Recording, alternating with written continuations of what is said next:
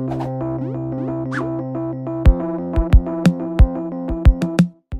Jackson, we're here at Huntington Middle School, and we've received some feedback from students and teachers that they would like to see some improvements as to the technology in the classrooms. Student Tech Empowerment Plan, what is that?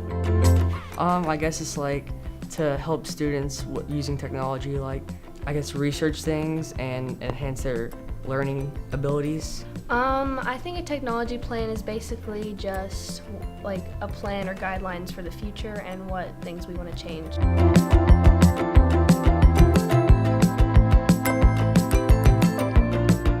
Let's talk about some of the digital tools used in your classroom. What are some of the things you do with those tools when you're doing activities in school? We can like share presentations with like Google Share, and then you all can work on it at the same time. We also do a lot of research for different projects, and it helps us get what we need for the presentation. So for the future, what do you see? I see a lot of like simulators, like on video games you'll see people wearing headsets and they'll like be in the game. I can see that with like a bunch of research and like studying and everything to help with your quizzes and learning. Almost like a virtual reality for education? The iPads are kind of like slowy, like they're kind of slow. Yeah, they're like not as faster Wi-Fi. yeah. Maybe like newer technology, like from like all like we have an old like not the newest iPads, so we could get maybe some newer ones when they come out. Slow? Yeah, Matthew runs slow on the iPads. The internet. Yes, the Wi-Fi. Okay. I like to hear that.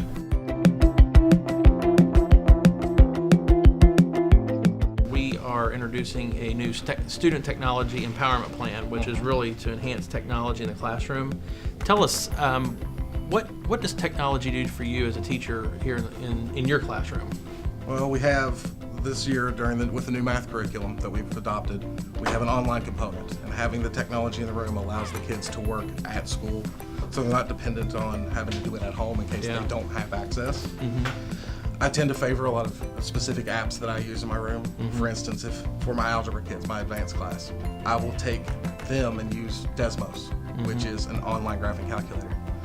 Once we practice the skill and I see they have the skill, I then use that to do the graphing so that they in turn can then get into the idea of what does this actually tell me? What am I getting into here? Right. So you have more of the deep discussion and not just the constant practice, the constant 5 minutes doing one graph.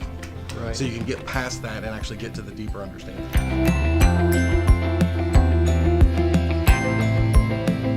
While your input, we're going to take that today and maybe tweak that plan. I think it's important for you to hear a little bit about what it's going to look like. The plan's goal is to make sure that you have the tools you need and your teachers have the essential training they need to use those tools in a productive manner. So what we're going to do is we're going to put new devices in the classroom so you can see like a big TV is what I'm going to call it, a large screen projector instead of having the old projectors we have now.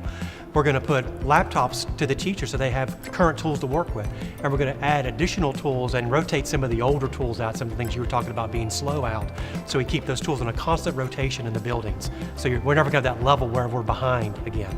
We think that it's really going to bring the 21st century directly into your all's classrooms.